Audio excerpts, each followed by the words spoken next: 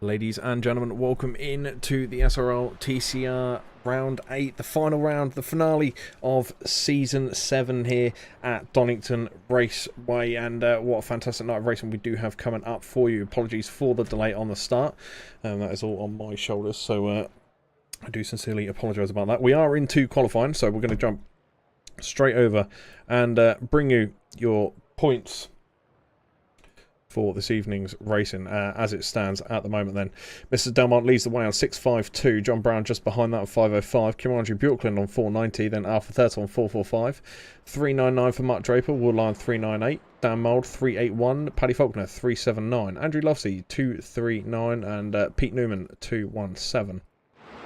The Pro-Am standings are as follows. Neil Stevenson leads the way on 4.76. Fraser Elphick 4.37. Then we got Deck Crowther 4.35. Then we have a 4.25 with Stephen Fry. Alan McCain on 3.99. 3.85 for Fraser Garrity. Connor Pearson 3.56. 3.52 for Craig Walters. Then we've got Wayne Douglas, Cooper Akers, Stuart Gibbons, Michael Toish and Adam McNally as well, following on from those. Going down to the AMs then, we have Kev Eilert leading the way. JB Deju just behind that on 3.25. Then we have Paul Hurley on 2.60. Chris Barnes on 2.50. Then we've got Carl Fleet, Anthony Hilton, Hilton Nickinson, Scott Malcolm, Dan Lewis, Rob Williams, Ricardo Neto, Andy Littler and Frank Cinchetti. We've got Nick Kent at the bottom scoring nil pois. So that is your point scoring so far, leading into this final round of the season and final couple of races of this evening, of the season, of everything really. It all comes down to this now, and be looking forward to seeing what these guys could bring to the plate as we jump towards Fraser Garrity then. And I'm not too sure why his car looks a little odd there in the bottom left corner, but it is a little bit different to what we see on screen, only slightly.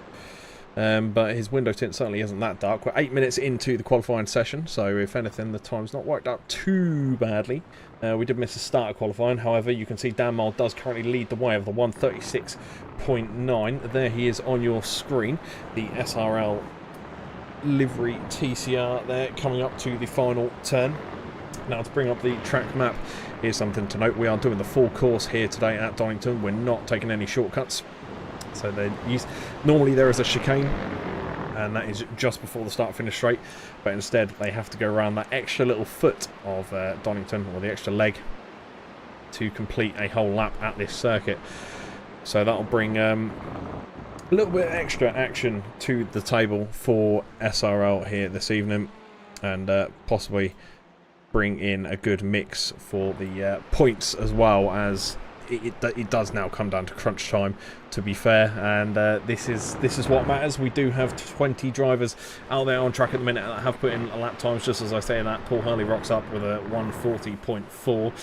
Welcome in, Mr. Hurley. And then we have Hilton Nickinson, hasn't put in a lap time yet, but is out there. So those are the cars we have with us tonight. Now, one thing is to note, Chris Barnes is the quickest AM out there at the moment. What we'll do is, not too sure if this will work or not, but we'll give it a whirl. Oh, it does indeed. Look at that. Dan Mole does lead the way for the pros. Deck Crowther, the Pro-Am leader at the moment. He's gone really quick. P4 overall, so just outside the podium spots for that grid starting position. And obviously Chris Barnes, P12 overall, but he's leading the way for the AMs at the moment there as well. So a top job for him.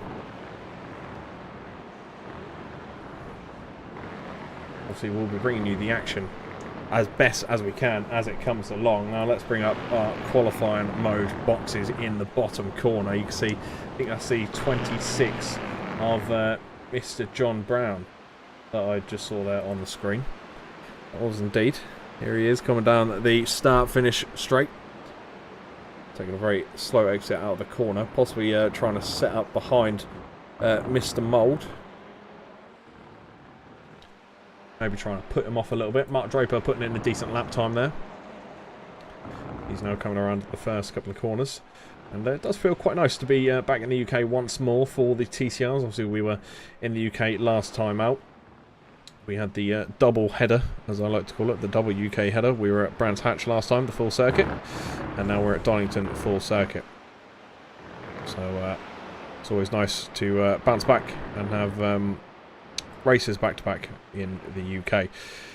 Now, something I do need to mention to you, and I will mention a couple of times throughout this broadcast, is that obviously the season does expire here this evening. However, the racing with SRL does not.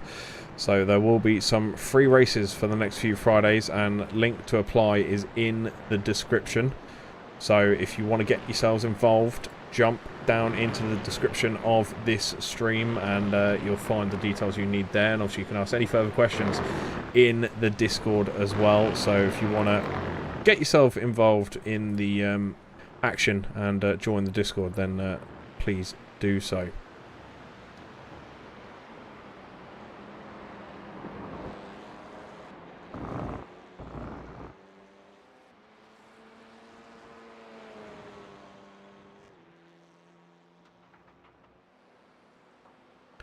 We just wait for the qualifying to round out here. Just looking to... oh. Love when things pop up on screen.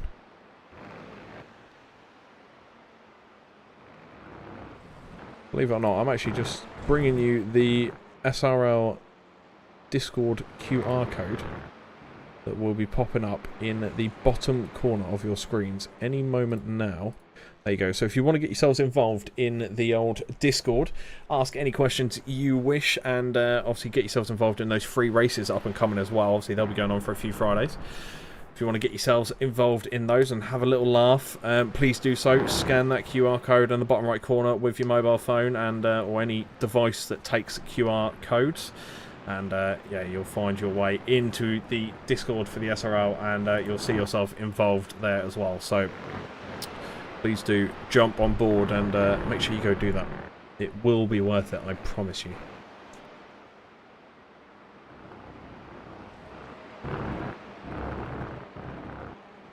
Stuart Gibbons, number 47, P17 overall at the moment. We'll leave the QR code up for all of you to scan if you wish until the end of the qualifying session, so that will be there in the bottom corner. But let's look towards the qualifying times at the minute then. Fraser Elphick going pretty quickly for his lap times at the moment. P10 overall, just set a lap time, does bump himself up into P7, 137.287. Plenty of sevens in that sentence. Kev Eilert jumps up into P18. He's just set a decent lap time for himself as well, but still behind Chris Barnes, who does lead the way for the AMS, now down to P15. But he won't mind too much as long as there's a car or two between him and Kev Eilert. Both Barnes and Eilert have been strong candidates for going up this season, and well, an underdog really. The battle was all between Kev Eilert and Chris Barnes throughout this season, but then all of a sudden JB Deji popped up out of nowhere and put on some fantastic drives this season, and really got himself in amongst the mix for these races. As we've got the last 30 seconds of qualifying before it will kick all these drivers out. This is another man to mention as well. Will Lyon had an absolutely fantastic season. Really strong start. Things started to eke out as the season went on, but he's actually maintained a healthy finish each and every round, to be fair to him. Had some bad luck towards the start of the season though, in a couple of different races. I believe they were the 3 races, but yeah, he's done fantastic to bring it back as we head into the last second.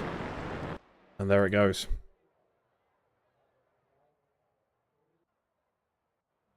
Let me bring you your grid then. As it stands, Dan Mould does sit P1, Mark Draper P2, Adam Delmont P3, John Brown P4, Will Lyon P5, and then we have Deck Crowther P6, Fraser Elphick P7, Kim Andre Bjorklund P8, Neil Stevenson P9, Paddy Faulkner P10, Craig Waters P11, and then we got P12 for Fraser Garrity.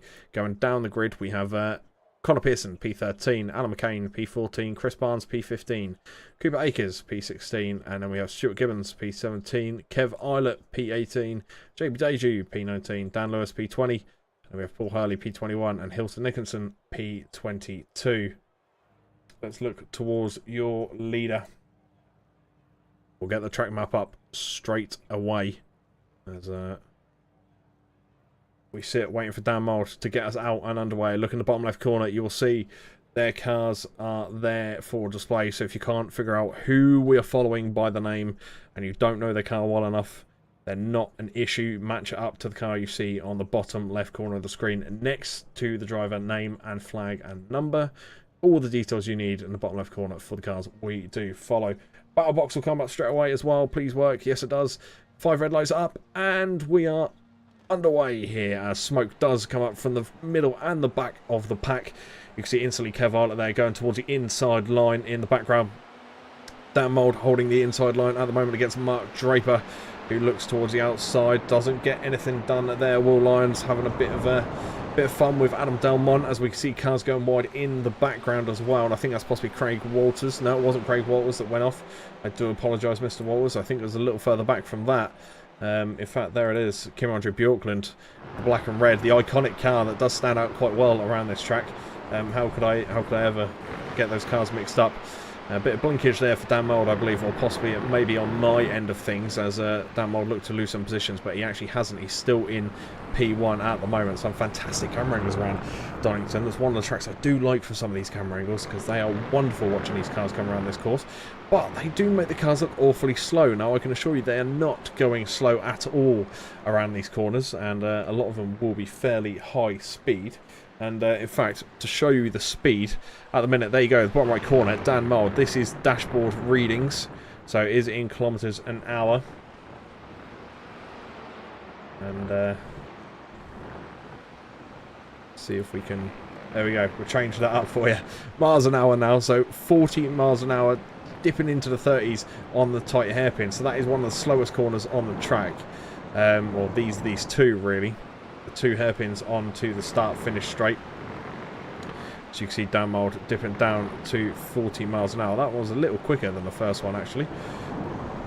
As you can see, Will Line getting a little wide on the exit there. Now let's see the speed they take turn 1 on before we jump a little bit further down the pack. You can see it's a 60 mile an hour corner for the first one. Now I am kind of interested to see what happens going through the quicker sections. There you go, look, you can see 120 plus miles an hour they're taking these turns at. Absolutely flying around this course then. Let's bring your battle box up and let's jump over to this man here. P1 at the AMS at the moment. Slightly wide on the exit. Wide on the exit there for Kev Arlott as well. The 111 car going awfully wide, as he now has an attack from Stuart Gibbons just up on his rear end. Stuart looking towards the inside.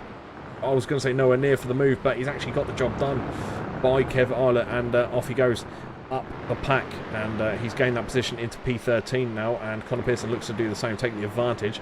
Kim-Andre Bjorklund is coming up on the inside of Kev Arlott, doesn't get the job done. The door's kind of closed off on him as he looks towards the inside of Kev Arlott once more here. Now that's a sentence we've said multiple times throughout this lap.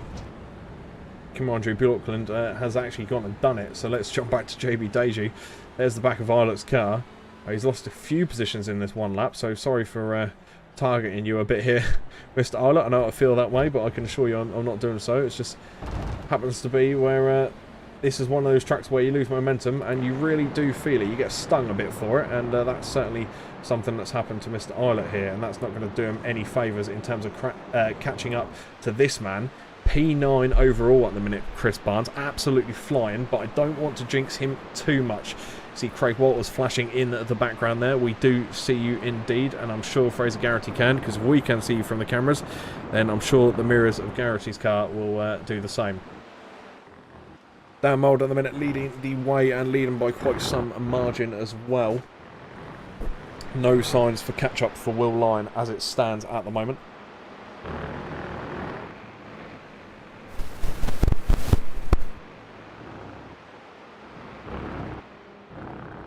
Apologies for the mic interference there. JB Deju at the moment going for some attacks up on the inside of one Kev Arlott once again, and they've got to be careful because Neil Stevenson's just on the rear end of this battle here, so it does turn into a 3-car battle. Neil Stevenson's going on the outside of Deju onto the back straight. Has he got that momentum down? No. Deju does manage to close off the door and keep his car just in front, heading down towards the back straight, now getting in line with Kev Islet's car just ahead. As you can see, into the heavy braking zone there, into the chicane, heading into the final 2 hairpins. So we head up the grid once more up this way to Paddy Faulkner, who is at the moment side by side with Deck Crowther. Deck Crowther having the inside line into the next corner, and he does have his nose in front indeed. Can Deck hold it? He does so, and pushes Paddy Faulkner towards the outside. Well, not obviously figuratively, not literally, as there's plenty of space between the 2 cars there, but nothing like good hard racing into the hairpin corners, as they take that first one with a light dab of the brakes to help get the Audi front end around that corner, heading down into the far section now towards the S's. And this has been a race to forget so far for Hilton Nicholson. Unfortunately, he's a little further back and possibly dealing with some performance enhanced damage there. Car looks like it's crabbing ever so slightly. It could just be me, but yeah, to me it looks like it's crabbing ever so slightly. Once again, Dan Mould still maintaining that lead, and by quite some distance as well at the moment. Paddy Faulkner is still right up on the rear end of Deck Crowther at the moment. These two being the closest cars out on track at the minute, and in fact I just lied just as I said that. Kim Andre Bjorklund has now closed the gap just ever so slightly to Connor Pearson. Such a fast flowing track, Donington, so one slight slip up or mistake from any of these drivers and it could cost them dearly, as we saw, I think, little hints of it from Kev Islet there, as he obviously unfortunately conceded a couple of positions on a single lap. So that is that's the downfall of Donington. That's what it can do to you, so you've got to be really careful as you see Kim Andre Bjorklund go side by side with Connor Pearson there on the hairpin. Looks towards the inside. He's not going to get it because Connor Pearson's going to go defensive in that Halford's Honda. And in fact, they say in a single file line with Stuart Gibbons just on the rear end of this battle as well, number 47. Possibly looking to capitalise on the battle going on ahead if it's going to slow them down enough. And he might be able to take out 2 cars in one move here. As you can see, they dip a couple of times into the exit of the pits there over the checkered lines. Kim Andre Bjorklund going wide, almost all 4 wheels off the course at once there. I think it was 3 at the most. As they come down fast into the S's once more. Hasn't impeded on Kim Andre Bjorklund's pace too much.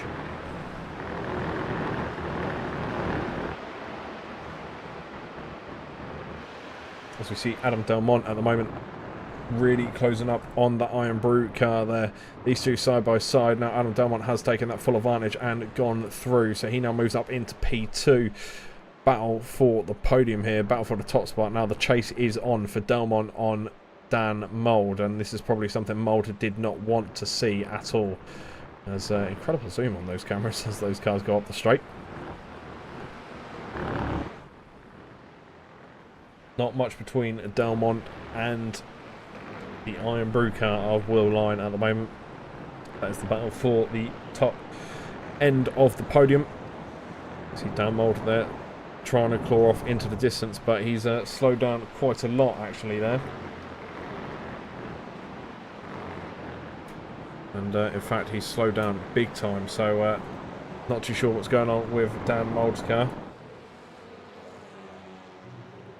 He's now got back up to pace, so possibly a major slowdown, I imagine, from that chicane.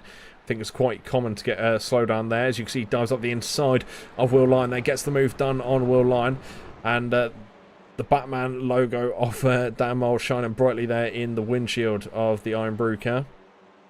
Number 80 heading up for that top spot once more, but he's a second off Delmont now, so he's got to get his foot to the floor and his head in the game if he wants any chance of catching.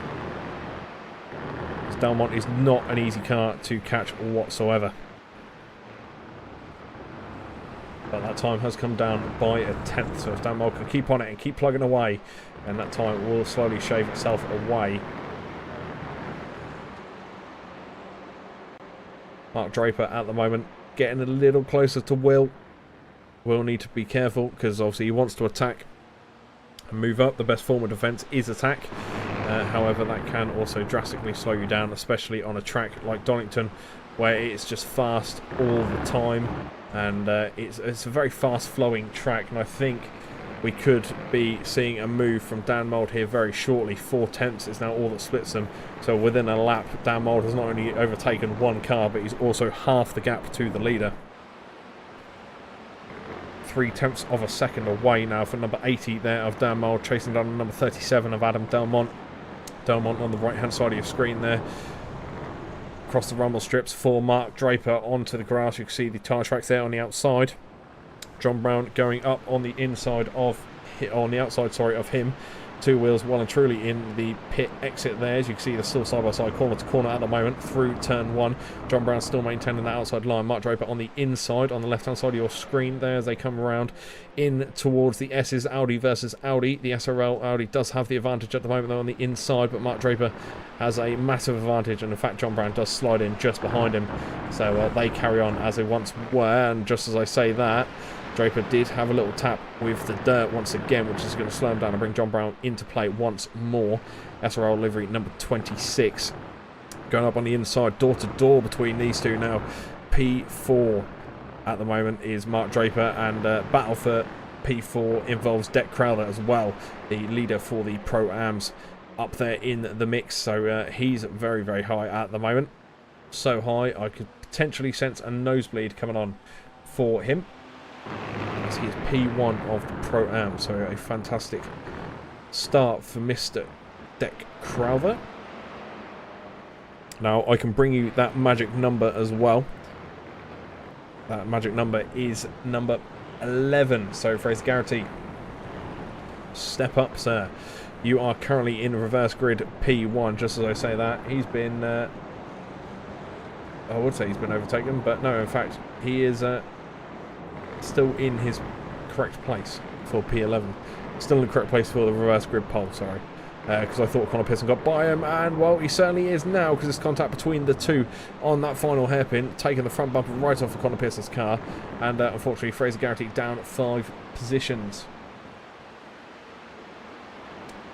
Not ideal for Mr. Garrity, who we were just talking about is going to be reverse grid P1. And unfortunately, that is not going to happen any longer, as there is contact there between those two.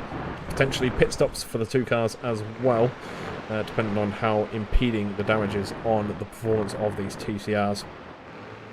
Good luck, everyone, from the Fast Farmer in the YouTube chat. Appreciate you. If you are in the YouTube chat watching live with us and you have any questions, or you can think of any questions you want to ask the drivers, please make sure they are generic. Because you don't want to do driver specific, because you don't know if that driver is going to be joining me in the booth after the racing here tonight for an interview. So if you've got a question, please do try and make sure it is a generic question, and pop it in the old YouTube live stream chat, and we will read it out to the drivers during the interviews. So if you want to get yourselves involved, you can do. I'm always happy to let you guys get involved in the interview process. Always curious to know what you would like to be asked as well. So if you were a driver in that spot having an interview after the race, what are the questions that you would like to answer?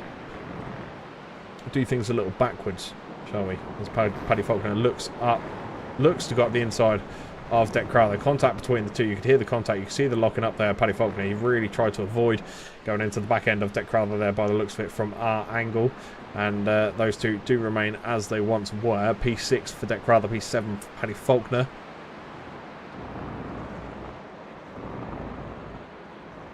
Looked like Paddy Faulkner realised that there was contact between the two and kind of let Deck Crowther carry on. Didn't want to impede on his race. JB Deju trying to track down Stuart Gibbons and reel him in like a fish and overtake him as soon as possible as we come into the last 6 odd minutes of this race now. Remember, they do have an extra 5 minutes on the second race, and as it stands, Connor Pearson is that reverse grid P1. Chris Barnes will be starting on the front row of the grid, which is going to put so many cars between him and Kev Eilert. So if he can just maintain that position or stick in that rough area, that's going to be fantastic for him. Potentially a back-to-back AM win. So we'll see what happens there, but fingers crossed for him, because this could be an absolutely incredible night and a fantastic way to end it in the AMs as well, and a massive points bonus for him. Being that JB Deju currently here on your screen is P17 overall. So he could score some big points over his rivals. As Kimandre Bilkland in the middle of this, these two trains, I'd say. Normally I say in the middle of this sandwich, but it's not really a sandwich because the bread's quite far away from the filling. So it is in between two trains at the minute, which has now become one train over the course of a hairpin. So you can see these cars almost coming out side by side. Kimandre Bilkland and Craig Walters there. Craig Walters being in the navy blue, red and black car there with Kimandre Bilkland in the black and red. And we've got Neil Stevenson, someone who likes to creep up on battles like this and take advantage and get in front of those just in front of him, battling away. And is that a puncher or something we have for JB Deju? I thought it could be because the car looked like it was heavily leaning on one corner there in the background. Possibly not. Maybe it was just the way the car looked going downhill, but certainly looked like there was a slight lean on the car.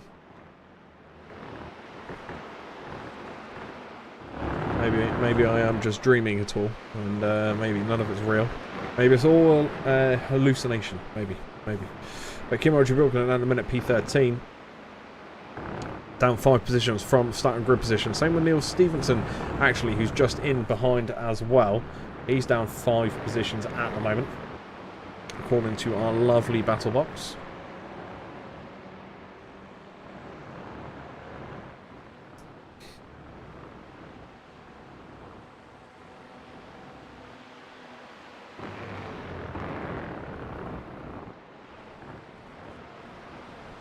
Now with Neil Stevenson being on the back of this train, you can see the time difference between sector 1, 2 and 3 between Neil Stevenson and Fraser Garrity. Fraser Garrity being in the Honda behind Neil Stevenson here. So you can see the blue and white Honda who will pop up on your screen there. He's on the right hand side of your screen. And just as I say that, Stuart Gibbons has actually scored the overtake. And once again, Neil Stevenson has got back in front.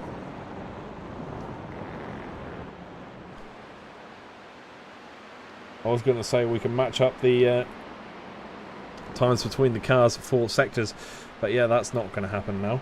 As one thing I have missed, and I do apologise for missing it, is Dan Mould has actually scored the overtake to get himself into P1.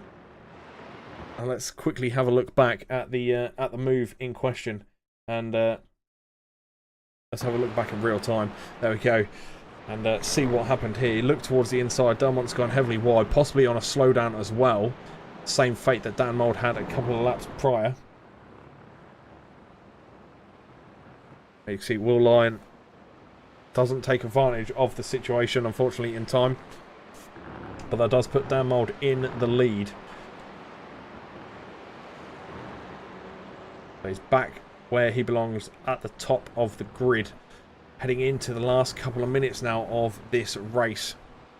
Your leader now heading towards the final hairpin of the circuit. This is where people, I think, are getting their slowdowns. Cutting a bit too much of the corner as, Stuart Gibbons has done really well there to keep the car in working order, almost turning it into a chem block style lap as they went through that chicane there. And Stuart Gibbons does lose the position to JB Deju, unfortunately, but manages to carry on just ahead of Kev Eilert, as Kev Eilert does look towards the inside of Stuart Gibbons, but then tucks it back in to the single file line option. No white flag yet from Barney, so these guys are going to get at least one more lap as well.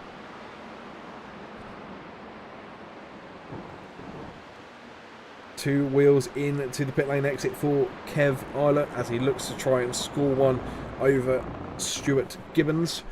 And Kimandre Bilkland at the moment is battling out with Neil Stevenson. Those two side by side through the S's. Kimandre Bilkland does have the slight advantage. A little bit of bumper damage on the front end of that Audi there. Surely that won't affect the performance too much. But what will is going onto the grass, as Kimandre Bilkland has found out the hard way, because Neil Stevenson now has the advantage up the inside and well and truly in front before the corner has even started. As Kimandre Bilkland does look to attack again, corner to corner now. And Kimandre Bilkland does take the advantage, as Neil Stevenson now looks for the cutback on him and tries to go at him once more. So these two are not letting each other rest. This is fantastic racing between the two. Hyundai versus Audi. Who is going to come out victorious here? Kimandre Bjorklund does go for the brakes a little later than Mr. Stevenson, and I think that's going to cause him a slowdown there. He went over the corner and the grass a little too much, and he's pulled off to one side. And I think he is slowing down ever so slightly, but trying to keep with Neil Stevenson as best as he possibly can. Heavy on the brakes there is the rim, white rim of the Audi, and you can see the fire almost through that bright white shine on the rims there, as they were absolutely red hot going into that hairpin corner right at the end. There is the white flag, so this is the last lap. Your leader with a 1.7 second lead at the moment. Dan Mould having Will Lyon just behind him and Adam Delmont just behind that, and Will Lyon having a little bit of an off-track situation there, and I think same with John Brown. He flicked up a little bit of dust in the background. Deck Crowther at the moment flying around as normal. P6 overall, a wonderful position for him. Let's bring you up your class leaders once more for the final time this race. Chris Barnes is leading the way, but only by 2 cars. There is still a decent gap between the two drivers of JB Deju and Chris Barnes, but Chris Barnes needs to get that position on Connor Pearson if he can, to get that reverse grid P1, because unfortunately he slipped out of reach just ever so slightly. Dan Mould leading the way obviously of the race, and Deck Crowther leading his class as well, and Crowther going side by side now into the first hairpin. Wants to keep this position on top of Paddy Faulkner. Can he do it? I think he certainly will, as we have to head towards Dan Mould, and he comes across the start finish straight in P1. So there is your man of the minute, and that is Mrs. Dan Mould finishing the race in P1. Adam Delmont quickest lap in P3 with a 1:36.9, so a wonderful lap time for him.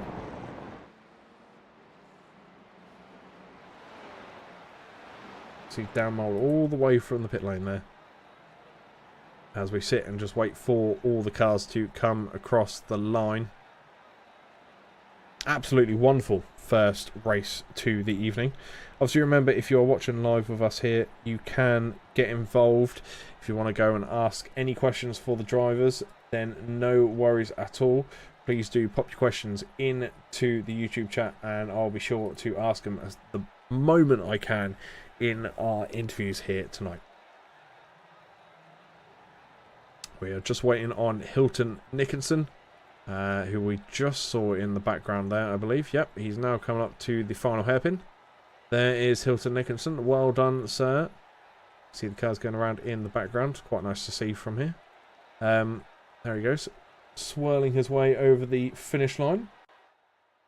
And what we're going to do now is we're going to bring you your results for Heat 1, and they are as follows. Dan Mould is your victor for Heat 1, and Will Lyon P2. Adam Delmont rounding off your podium spots in P3. Then P4 is Mark Draper with John Brown P5. Deck Crowther winning his Pro-Am category in P6. And then we have Paddy Faulkner in P7, Alan McCain P8, Fraser Elphick in P9, Craig Walters P10, Connor Pearson P11. Chris Barnes unfortunately just missing out on that P1 reverse grid, but he does win his class, so well done to Mr. Barnes, who finished first in the AMS in P12 overall. Then we've got Neil Stevenson P13, Kimandre Bjorklund P14, and JB Deju P15, Kev Arlett P16, Stuart Gibbons P17 as we scroll down the grid, Fraser Garrity P18, Dan Lewis P19, Cooper Akers P20, Paul Hurley P21, and Hilton Nickerson P22.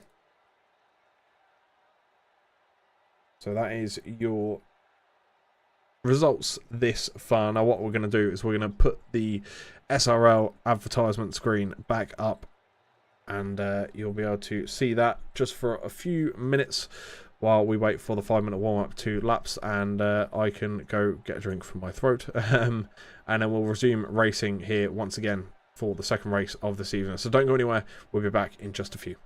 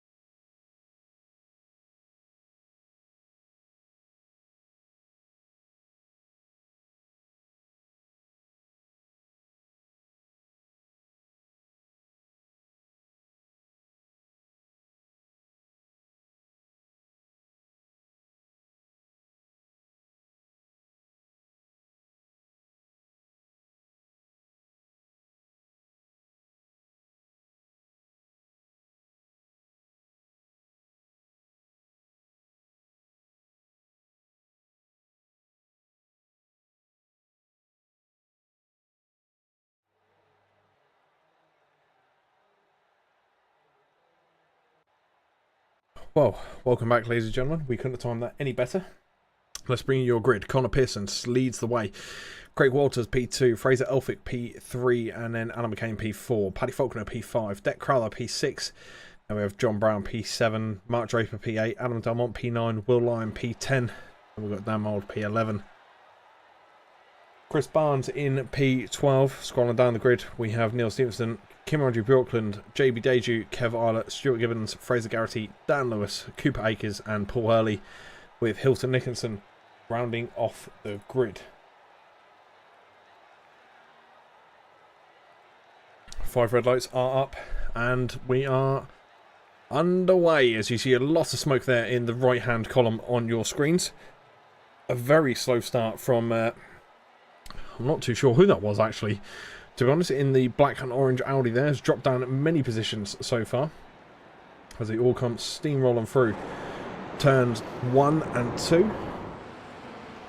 Contact in the background there for Cooper Akers, who unfortunately is off into the grass early doors into the final race of the season.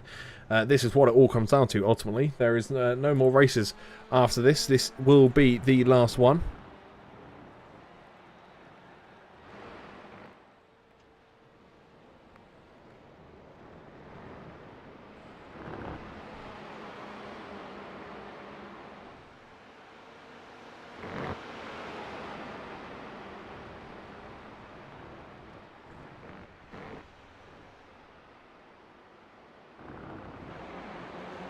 Jump back towards your leading pack then, and it's like Connor Pearson knows I'm focusing on him, flashing his lights the moment I switch to him in the Halfords car there, heading towards the corners that I don't think anyone really likes around this track. We saw a lot of people getting slowdowns in the first race around there, because you'd see them slowing down around about now, because the time in which you need to clear that penalty comes down pretty quickly heading down to this hairpin. As you can see, the pack did really get backed up there on that hairpin, and unfortunately I have had word that Adam Delmont will not be joining us for this second race.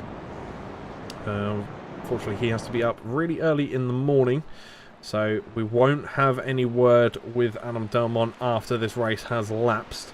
However, 3 wide, all thanks to Mr. Mould, who's in the middle, and Paddy Faulkner does make contact with Mr. Mould. Unfortunately, Faulkner is the one that ended up worse off there, as Draper is going through, and, well, multiple cars off there in the end. Kim Andrew Bjorkland was one of them as well.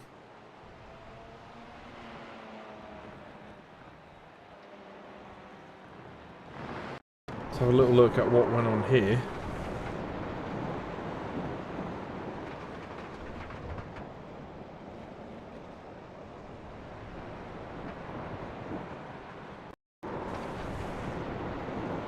It looked like Kim Andrew Bjorkland and Dec Crowther had a coming together and sent both of them off course, and unfortunately potentially out of the race. And speaking of,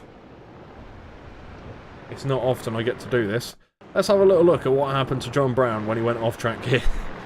And oh, in fact it was contact between him and Dan Mould. Well, I'm not even going to say I'm surprised anymore between these two. The rivalry between them two has gone on for a long time, and no doubt will do for a long time in the future.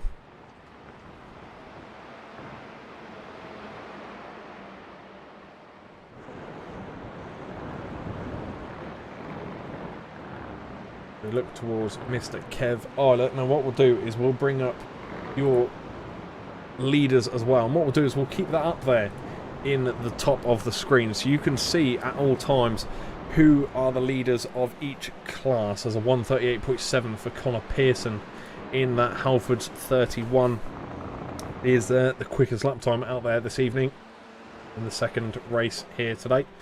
Dan Mould takes Chris Barnes' position and moves up into P8. Chris Barnes looking to put the attack straight back on, and at the moment he is leading the way for the AMS, but right behind him is Mr. Deju, and then just behind that is Kev Eilert as well. And then not only that, but you've got Paul Hurley and Hilton Nicholson all within touching distance of each other. So in fact, if Dan Lewis can do a few overtakes here, all the AMs are going to be mid-pack, and it will actually be the pros and the pro-AMs that are going to be towards the bottom. So that is something that is a bit of a twist in the tail towards the end of the season, and this is what the SRL does bring you. Sometimes it can be predictable, but on the rare occasion, and mostly, I'd say sort of 9 times out of 10 with the SRL, it's so unpredictable of who's going to be where. It's I'd say the best resemblance is it's like the championship in football, in the English divisions. Anyone can be anywhere, anyone can win anything. So Chris Barnes does concede a position, and no doubt I know what that's for. Slow down potentially on the chicane. Fraser Garrity also dropping down to P8. Dan Mod scores the overtake there, and heavily wide line into that last hairpin for Fraser Garrity. Possibly a slowdown for him as well, as you see JB Deju, who is now your AM leader, take that advantage, and he has moved up into P8. Chris Barnes and Kev Eilert, this will be one to watch, side by side, contact between the two. Nowhere really to go for Kev Eilert, right on the edge of the track, but to be fair, nothing too malicious or violent between the two cars, just a friendly little nudge. At the end of the day, it's racing, so this kind of contact is okay. Obviously, any further than a T-bone, then the stewards might have a look at it. Can't guarantee it. We don't know, but I've seen those kind of actions been performed before, and I'm not going to write it off, but I'm not going to say it's going to happen either. So, Paddy Faulkner at the minute looking to get past Hilton Nickinson as quickly as he possibly can. Get by the blue, yellow, and white livery there.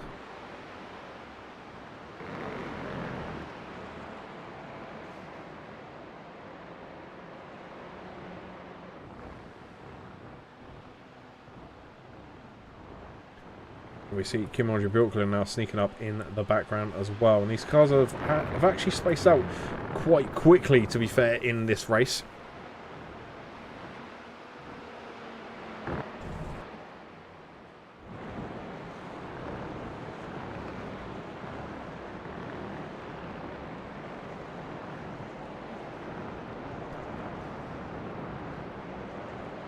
Oh, John Brown having some excellent reactions there. Sorry, I went into a bit of a spectator mode there because I was kind of on the edge of my seat watching John Brown sort of weave his way through all the cars there that were kind of gathering up towards the back end of the field. Deck Crowther does get the overtake done on Cooper Akers. You can see his teammate there in the background, Stuart Gibbons, number 47, coming down in his own sort of space, really. And there we have the culprit, number 13, Fraser Elphick. Here he is down the home straight. He was the one that had a bit of an interesting start because it was very slow going to get off the grid.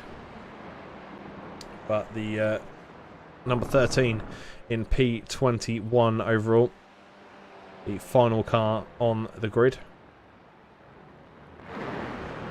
Jumping up to Mark Draper, who is up 4 positions on his starting grid place. As you can see in the battle box in the bottom right hand corner there. Up a grand total of 4 positions, so a great race so far from him, but he's just outside the podium spots. Alan McCain, Craig Waters and Connor Pearson all in front of him, fighting out for that P1.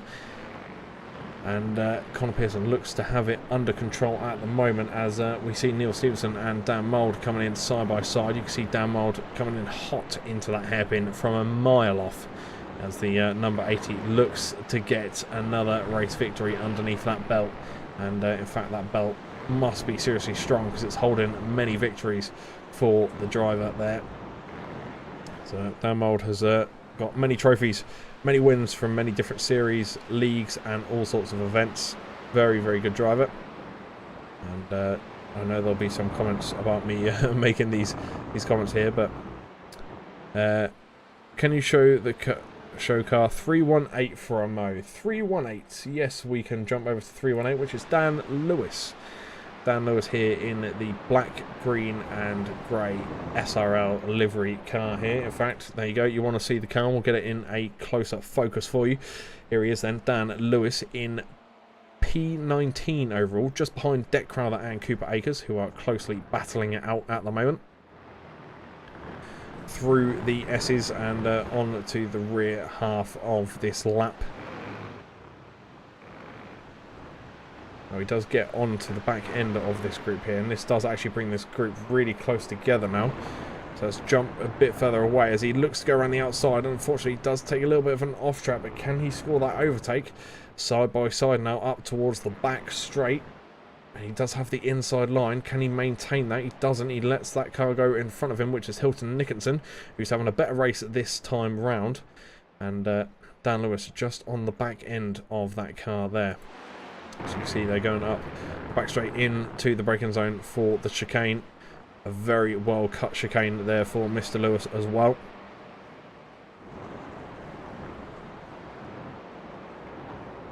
I don't think he's going to get the position this time round. Dan Lewis is certainly giving it a good old go. Still on the back of him, but he's got to be careful because Stuart Gibbons is now coming up right behind him as well. Half a second behind, in fact. Not much time between the two whatsoever. As he looks towards the inside, doesn't go for it in the end. Now what we're going to do is we're going to jump back up to the top end of the field though. So Gavin, hope that was okay for you. Apologies if it wasn't. We will jump back though, see how the action goes. But Will Line at the moment is on the back end of this podium battle. P4 at the minute, just outside of those podium spots. Alan McCain just in front of him in the iRace livery. We've got Craig Walters P2 and then Connor Pearson in that Notorious Halfords livery in P1. You see Connor Pearson leading the Pro-Ams, Will Lyon leading the Pros, JB Deju leading the AMs, and all of these drivers are within the top 10 leading their classes as well. So they may be separate classes based on skill and results in previous races, but I tell you what, they're all close together this race out, the final race of the season, and they're bringing us a good one as well here at Donington. Fantastic race to end the season off with as well. And a massive pile up there for the lead as all 6 or 7 cars there getting involved, all close together as well, as we see the top 6 basically all within a second of each other, and almost 3 wide at the back here, and all because these guys are really trying to get stuck in and secure that position. But there's no budging between these guys whatsoever because the track is such a fast flowing track. It brings them all close together, and you need each other to make a mistake, and none of these guys are doing so this far. So you see Dan Mould rounds off that front pack, and he's P6 at the minute overall. 5 cars ahead of him, all fighting for the same thing, and that is that P1, that is that gold medal, and that bragging rights to the end of the season, really. So you see Will Lyon and Connor Pearson getting very close, almost side by side, towards the back end of this circuit.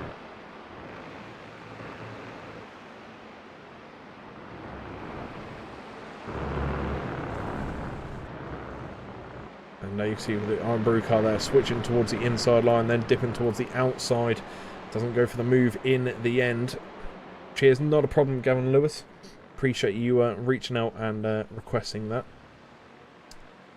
Obviously, if you have any questions for any of these races as well, we do have interviews after the races, and I can't guarantee all the drivers will come in for an interview. They might do because this is the last one of the season, but they might not. So if you want to ask a generic question aimed at any of the drivers, then please do put it in the YouTube chat, and I'll make sure to read that out to each of our drivers that we interview. So all drivers will get your question, as long as it obviously makes sense. So please try and keep your question generic, but when we do the interviews after the race, they will be asked the questions that you have listed down. So while we've been waiting to see if there's any lead changes, there hasn't been this far, but what there has been is Alan McCain dropping down or up and down positions. He currently sits at the minute P5. Neil Stevenson on the outside line, Mark Draper just in front of that. But I know what you're all asking. Where's Dan Mould? He was just behind these two. What's gone on? Well, if you look at the timing tower, you'll see that Dan Mould has made it up into the podium spots. He's now P3, 1.3 seconds behind P2. And that is the fight for the lead as well, because there are a couple of attempts off each other as it is. So jumping up towards Dan Mould then, here he is. We'll have a little look from his point of view on what things are in front, and that's the gap. That's all it is, 1.1 seconds, and this is how far away that is. So it doesn't look much. 1.1 seconds is a decent amount in terms of racing, but when you actually look at it in person like this, through your own two eyes, it doesn't look that far whatsoever. It's within touching distance for Dan Mould, and I'm sure he'll be pushing for the back-to-back victories around Donington Park here. You've got to be careful for cutting the course there, and it looks like that was cut to perfection. And no slowdowns or off-tracks there for Mr. Mould as we head around the first out of two hairpins. Now towards the second one. Lovely angle there. You can see Dan Mould trying to pick a lane and get by Will Lyon, but not quite close enough to make a move this far in. And I think this could be one of those things where we see a train of three cars all bumper to bumper and drafting each other up the straights as we now get into the business end of this race. 15 minutes have lapsed out of the 25, so 10 left to go to decide who is winning this second race, and potentially, or in fact for all championship races, it just solidifies and confirms their title reigns. So be a fantastic one for Chris Barnes and JB Deju, because they've kept it close up until the last second. Speaking of keeping it close to the last second, that is exactly what Connor Pearson, Will Lyon and Dan Mould are all doing, as they're still in a tight group of three, not too far away from each other whatsoever.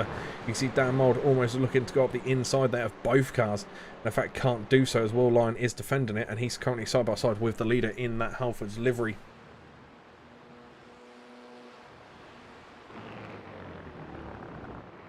Here they come into the chicane. There's contact there between Dan Mould and Will Lyon. Oh, that's going to send both of those off. Not good for those two at all. Mark Draper has taken the advantage and pushed up his position. Dan Mould does get out of the way there of oncoming of Alan McCain as they go around the final hairpin there. Second to last hairpin, sorry. Will Lyon has spun around as well, so he's lost a few more positions. And that brings Dan Mould back into the mix again in the podium spots, as we look to see them go around the final hairpin. Craig Walters up side by side at the moment as well with Mark Draper, and they now all go through. So back looking towards Dan Mould then. Back into P2 for Mr. Mould. Now 3 odd seconds off of the leader. That's a lot of time to try and shave away, with some potential front end damage on that car as well. Now I'm not too sure if damage has actually been turned off in these races or not, because I could have sworn I saw Dan Mould's bumper fly off, but he still has it on his car, so I'm not too sure what is going on there. Will Lyon going up on the inside of Alan McCain and doesn't stick the position, unfortunately.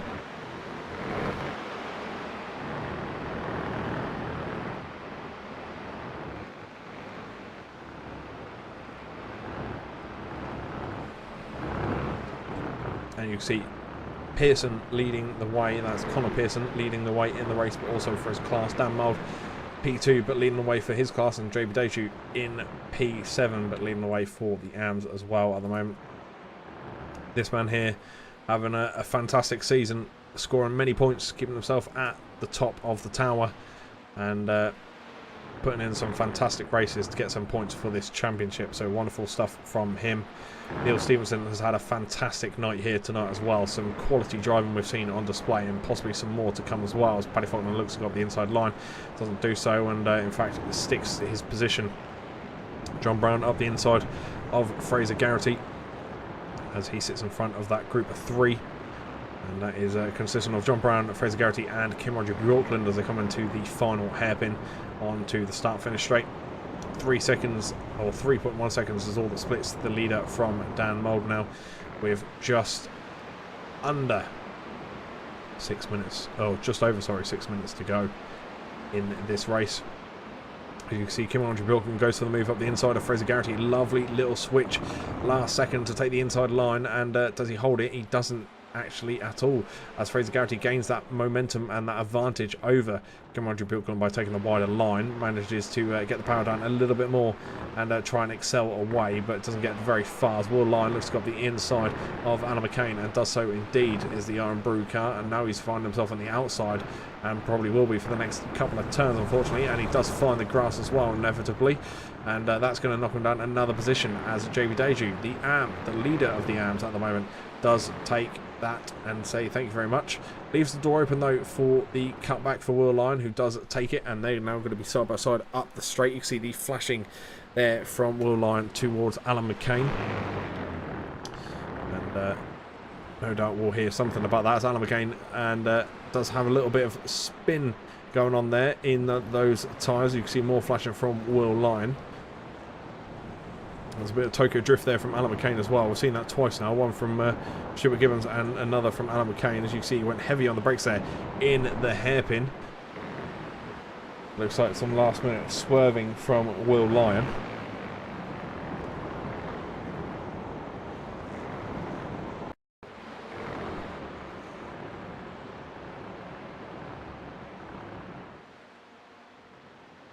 Let's have a little look. This is the one where you can see Alan McCain has a slowdown from that previous chicane. Will Lyon does take up the inside line, gets the move done. Fraser Garrity unfortunately has crashed. Let's have a little look at what's happened there. Oh, possibly a system malfunction, because you can see that he's going dead straight, and then all of a sudden, the moment the camera switches, so does his steering. So yeah, potentially a bit of system malfunction there for Mr. Garrity, unfortunately. Neil Stevenson is moving down a position thanks to Paddy Faulkner, who pushes up into P9. JB Deju being a couple of tenths off the car in front of him, with 2 tenths between Deju and Alan McCain at the moment.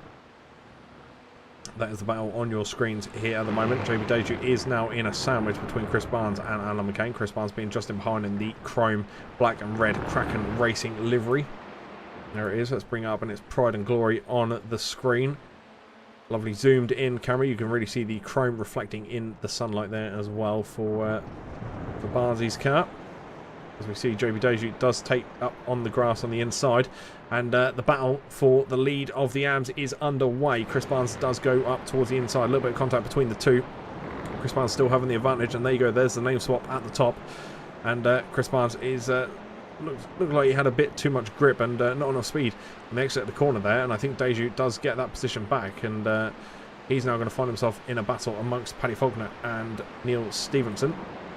Neil Stevenson now splits the two AM drivers from each other, and I think that was needed, to be honest. It was either put Neil Stevenson in between or security, because these two were going to go fisticuffs all the way to the very end, no doubt. And Alan McCain is in the pit lane now. We've lost Adam Delmont, Fraser Garrity, and potentially Alan McCain as well so far in this racing session. But this is the battle for P1 in the AMS at the moment. We are fairly high up the table as well. P7 is JB Deju at the moment, with Neil Stevenson in behind that.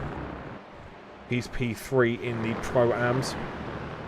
And then we have Chris Barnes P2 in the AMS. Let's have a little look on board with Mr. Barnes. Down the back straight, the DRS signs are there. And no DRS option for these TCRs, unfortunately. No doubt we'll see something like that in the future, because with the way the world's going at the moment, there'll be all kinds of stuff to make this racing even closer and even better. So that'll be interesting to see what kind of a DRS system would do to these cars.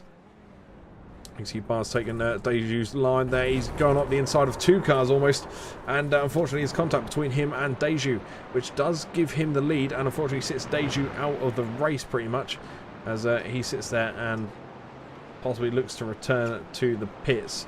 I think he's just waiting for everyone to pass and play it safe. What we'll do is we will go back and have a look at that, because I've never seen so much red in my log here ever.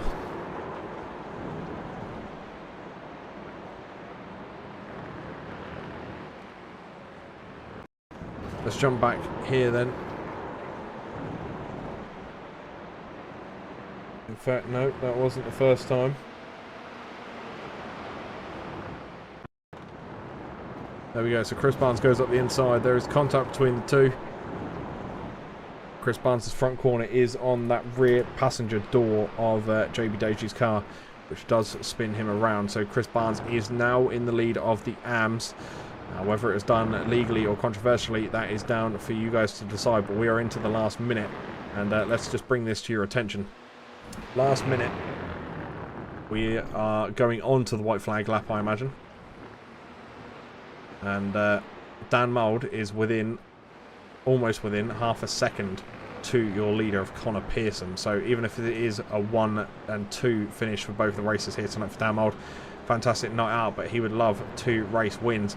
See, Pearson does lead the way in Pro-Ams at the moment though, so even if he lost the race lead, he would still have it for his class. Now, is it a white flag or is it checkered? That is going to be the question.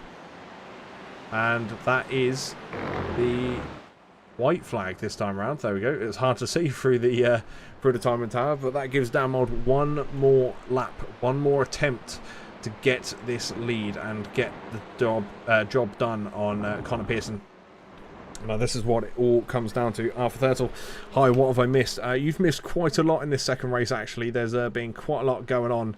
First race was fantastic, but it's been blown out of the water by this second race. Some quality stuff. A few slips in there as well, but obviously not only for Arthur, but for everyone else in the YouTube chat as well. Please do obviously like the stream, share it out, and do subscribe to the TCR, SRL, TV channel. If you want to ask any of these drivers any questions on the interview segment coming up after this race has completed, then please do type out a generic question, because I can't guarantee if you do it driver specific that they will come in for an interview. So make it generic, and I'll ask some drivers your questions here in a few moments, just after we see Dan Mould try and take the lead from Connor Pearson. Can Connor Pearson do enough to hold him back?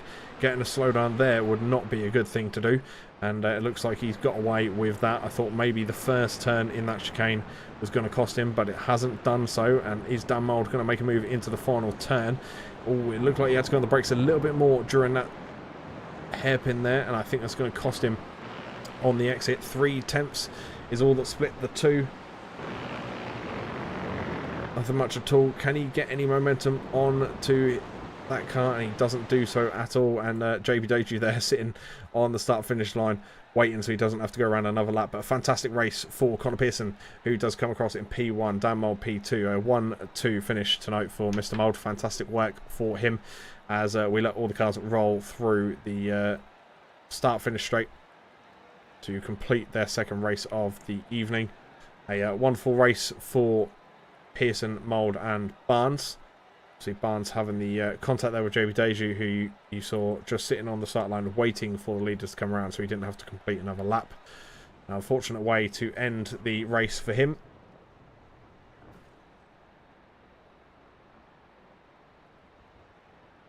As we just wait for the remainder of the cars to cross the line. There we go, they all have crossed it now. And what we'll do is we'll bring you your results for your feature race. And they are as follows. Connor Pearson did win that race and finishes a grand total of P1, not only for the race overall, but for class as well. So the Pro-Ams leader there. Dan Mould finishes P2, but he's won the Pro class there as well. Mark Draper, P3. Will Lyon, P4. Paddy Faulkner, P5. Craig Walters, P6. Neil Stevenson, P7. John Brown, P8. Chris Barnes, P9 overall. But guess what? He won the AMS. So that is a P1 for his class. Kim Ronji Brooklyn, P10. And then Kev Violet, P11. Deck Crowther, P12. Cooper Akers, P13. Stuart Gibbons, P14. Dan Lewis, P15. Hilton Nickinson, P16. Paul Hurley, P17 there. As we scroll through the grid, you've got P18 for Fraser Elphick, JB Deju, P19, Alan McCain, P20, Fraser Garrity, P21, and Adam Darmon, who unfortunately didn't get out for the second race, P22. So that rounds off a fantastic night of racing. Now, it's not over yet. It's not over yet. We do have the lovely interviews yet to go. So what we're going to do is we're going to get those races in here in just a moment's time. If any of said drivers want to have an interview, that is. They may not. It may be high tension. So, just while we wait a couple of minutes to see if any drivers do want to have an interview with us, there is a QR code in the bottom right corner. Now, let me explain a couple of things for that QR code. If you want to get yourselves involved in the SRL TCR League for next season, you can do so there. And if you want to get involved in anything else SRL do have going on, then please do jump in there and ask away for any questions. But One thing I do want to point out, and no doubt I'll be pointed out by the first person we get into the booth with us here tonight, is that there will be some free races going on for a couple of the Fridays that we don't have the normal TCRs. So if you want to get yourselves involved in that, it is completely free to enter. So please do enter it and come join, have some fun, and you never know, might make some friends and you might learn some stuff. So yeah, do get yourselves involved and come join us for what could be some fantastic events. Now what we'll do is we'll get our first man in then, and that is Mr. John Brown. Bees. Mr. Brown, sorry to interrupt your conversation there, but welcome. Welcome. How's it going? It's not too bad. How are you, sir, after those two fantastic races? I'm very warm, but very reasonably pleased, actually. The first race went sort of to plan. I just had to not crash. Second race didn't start off to plan, but then I fought my way back up. I tried to... luckily, Kim and Paddy, who I think are my two closest rivals in the championship, also had incidents, so I just had to keep in and around them. So I'm hoping I've still got the P2 spot in the pros, but I would have to do some quick maths to work it out. Towards the end there, Paddy was storming past cars, and I was struggling to match him. I think I had a bit of front end damage. Yeah, you looked like you had some incredible pace out there. Now I noticed that you had a little coming together with someone special during those races there, and someone you've had some contact with before, and no doubt always will do so as well, because I saw you and Mould coming together, and he proper slammed on the brakes. You went around, and off he went into the distance. Yeah, I mean, I lifted off to try. I said, I'm not going to fight you. I lifted off to let him pass, but I don't know. He just didn't. I think he just had a really slow exit speed from the corner there, and I don't know what happened. We just seemed to get sucked together, and then I came off worse. And I think after that, I had a bit of front end damage because I was, I don't know, about 0.4 of a second a lap slower than I normally am. But hopefully, fingers crossed, I've done enough. Yeah, so we'll see. Yeah. We'll see. Yeah, fingers crossed. Now, that is a question I do want to bring up to you, actually, is the damage. Was that turned on or was that turned off in these racer sessions? Because the amount of times I saw a bumper fly off, then all of a sudden it Bluetoothed itself back onto the car. No, damage was definitely on, because Derek Crowther's wheel was at Q2 for most of that race. Oh, okay. So, yeah, so damage was definitely on. It's just iRacing's funky damage physics, isn't it? Sometimes it decides your bumper's gone and then it decides it's back on again. Yeah, so, that's very true. Yeah, it was a interesting one to see. But well, I'm not going to focus too much with you on the races, because I want to obviously ask the question and give you a bit of the time to explain what people can get involved with in SRL over the coming weeks that is free of charge. Yeah, so I mean, in between seasons, we like to do a bit of free races so that people can come and get involved. Just try out the community, try out the races, maybe try out the car if you've never tried it before. It doesn't cost anything. You've just got to apply for the league, which I believe in the description of this video there is an invitation link to the league, and also an invitation link to the Discord. So come along, say hello. Next Friday, we haven't decided where we're going to be racing yet, but we'll put something on. It'll be a very similar setup to what you've seen today, and we'll just have a bit of fun in Discord, have a chat and a natter as we're racing, and then soon after that, we haven't decided yet. We will from now start organising the next season, but in between, we like a little bit of a break, a bit of a relax, and I just have a bit of a fun Friday race for a few Fridays. Oh, sounds good to me. It sounds like it could be a load of fun. So if you want to get yourselves involved in that, the QR code is in the bottom right corner, and you can get yourselves on the Discord and ask any questions you need to if you want to take part in those. But fantastic night overall for racing, not only for yourself but for SRL in general, and a fantastic season has been as well. Yep. For the final time this season, the floor is yours to give any shout outs, thank yous, and any grief to Dan Mould that you wish. I haven't studied that replay close enough to give him grief yet. Just everyone who turns up to race. There wouldn't be an event without you. And I know this week has been school holidays for a lot of people, so every league I've been seeing has had a few numbers down, but we still pulled some decent numbers for a race tonight. I expected there to be less, and everyone who could turned up, which we really appreciate. And thanks to yourself for the commentary and the team, the SRL team. You know, there's a group of us that all do bits behind the scenes as well. Dan does the score. Well, Daniel Lewis does the scoring. Dan Mould obviously helps me organise it. Kev does everything in between, and then obviously you do the broadcasting, which we appreciate as well. Well, thank you very much for all of those, and look forward to seeing what happens in these free events coming up as well, and yeah, see what's on the calendar, and I might come along myself. We'll see what happens, but yeah, look forward to seeing what happens with that, and can't wait for the new season. Okay, cool. Me either. Thank you very much. That's all right. Thank you. Well, have a good couple of weeks, and we'll see you again in the near future. Yeah, good mate. Cheers. That is Mr. John Brown. Now, the next person we will bring in, we'll do it in order of when they joined, will be Mr. Neil Stevenson. Now,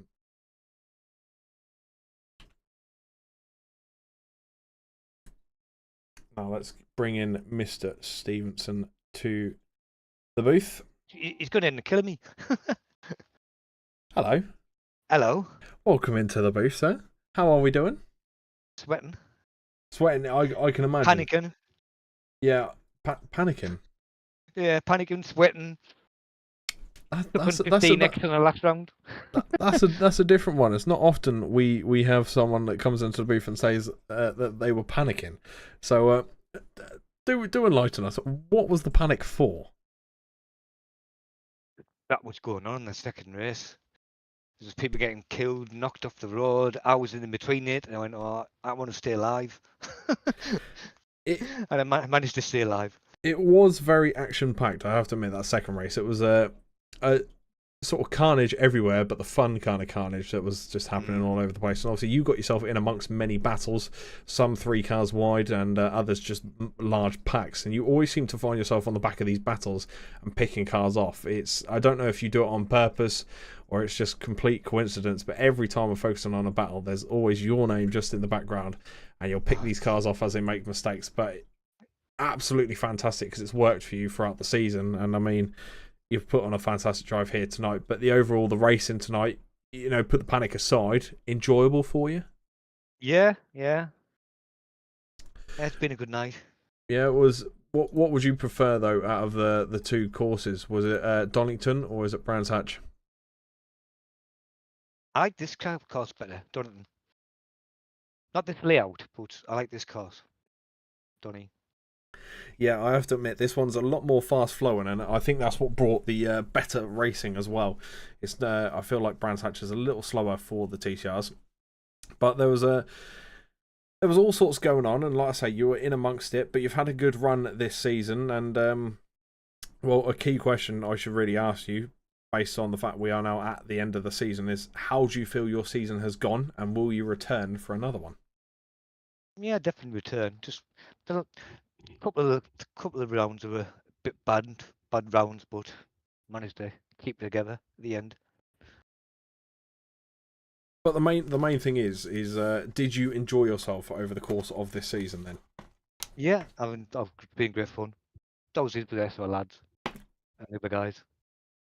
Yeah, it was great to see everyone out there, and obviously familiar names coming back, such as yourself as well. Now, coming to looking into next season, then obviously new seasons normally mean like new paint jobs and things for cars. Have you looked into getting anything different for the car, or are you just going to go for the same look you had this season? Are you changing anything up about the way you do things next season, you know? No, probably just the same. Keep the same car. I've had this car since I brought it out. So I sense that you're probably one of those people that if it's not broken, don't try fix it. Yeah, I say that at work all the time. Yep, I can imagine that just from what you're saying here tonight. But I mean, the main thing is at least you're enjoying yourself. And to be fair, obviously your car sticks out because it's a delivery we recognise here on the SRL channel quite regularly, and we see you in many battles throughout the season as well. So it's fantastic display all throughout the season, and especially tonight. But some awesome racing overall, and well, for the final time this season, I'm going to give you the floor, and it's all yours to give out any shout outs, thank yous, or any grief you wish to anyone. It's the final round of the season, so they can't give it back to you. So the floor is all yours. Dan, John for the league, all the backroom staff who does all the scoreboards and all that, and just everybody really. It's been a good season. Yeah, it certainly has, and numbers have looked fantastic all throughout the season as well, and hopefully for many more seasons to come. Well, for the final time this season, Mr. Stevenson, I'm going to wish you the best, and no doubt we'll be seeing each other very soon if you're taking part in the free races coming up, because there are some free events coming up on the Fridays that we don't have the official TCR season going ahead. So if you're going to be in those, we might catch you either on the track then, or maybe again, possibly watching it back on a broadcast or something. We'll see what happens. Don't know what the plan is yet, but if we don't see you then, we look forward to seeing you in the new season for some more heated TCR racing. Yeah, thank you. Thank you for the broadcast as well. Great. Well, thank you very much. We'll see you again next time. Bye now.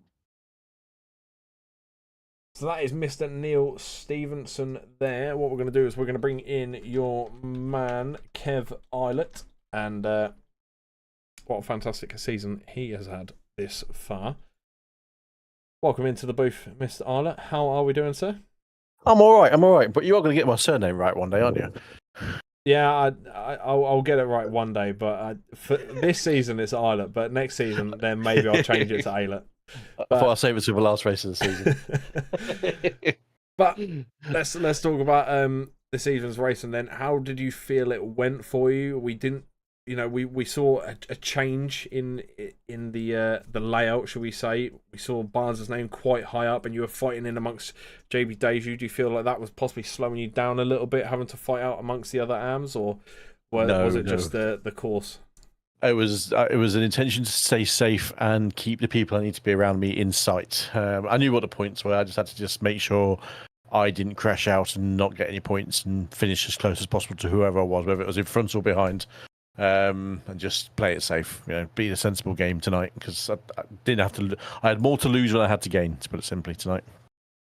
Yeah, and it's been a dominating performance for you all season. Now, no doubt, when the final results come in, obviously we'll see exactly the winners. But I'm pretty sure you've come away with the AM Championship there. Now, well, I've heard it already for multiple rounds that people are saying that Kev needs to be pushed up into the Pro-Ams. Now, obviously, if that is the case, when the results are 100% confirmed, are you looking forward to it moving up into the Pro-Am class, or bring it on? That's what I would say to that. No, it will be. You've got to compete, and carry on competing. You've got to challenge yourself against better people as well. That sounds a bit wrong, but you got to keep challenging and pushing yourself to get better as well. So.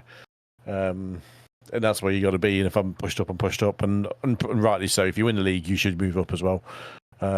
Is my opinion on that one. So it'd be nice to race against a few of the guys as well. And actually, because sometimes you do have that in the back of your mind. I thought I can race these guys, but I don't need to race these guys all the time.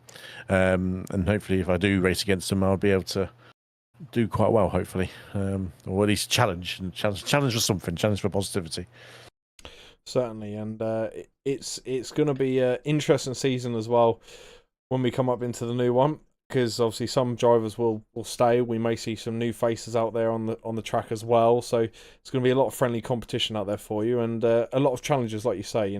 Challenging a different class. It's like in the boxing, you go up a weight class or weight division, and it's a whole different ball game. So yeah, that'll be quite interesting to see what you can do next season out. But obviously, I'm assuming you are coming back for the next one.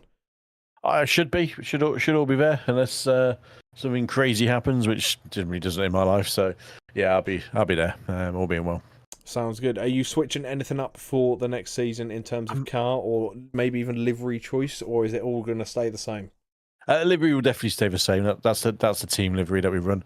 I may change the car. I might tempted. I used to drive the Honda many moons ago, so I might be tempted to jump back into the Honda and give that a season as well going forward. I don't like to change mid-season like some guys do, but give it a go for one season.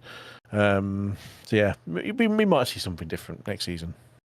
Sounds good. Well, we look forward to seeing what you could do and what kind of secrets you pull out of that hat of yours as well with the racing. So hopefully you do enjoy your, time off. And if you do any of the free racing events that are coming up, then hopefully you enjoy them. And we might see you on track as well. I might join you, or I might be covering them. We're not too sure yet. Not too sure what's going on. But yeah, look forward to seeing you in those if you are in them. But if not, have lovely time off. And we look forward to seeing you in the new season. But before I let you go, any shout-outs, any grief you want to give anyone, anything like that, go for it, because it's the last round of the season, so no one can give it back to you. Don't do the grief part, but thank you to you, Cal. You've put on a great performance for us in the booth every week, and without that, you wouldn't broaden the appeal of the league and do what we do best. So big thank you to you, pal. Well, thank you very much for that, and I appreciate each and every racer turning out, and it's been a fantastic season. But I won't take up too much of your evening. I'll let you go. But thank you very much for coming and racing tonight, and we look forward to seeing you again in the new season of the TCRs. Absolutely. Thank you, pal. Take it easy. Thank you very much. Bye-bye.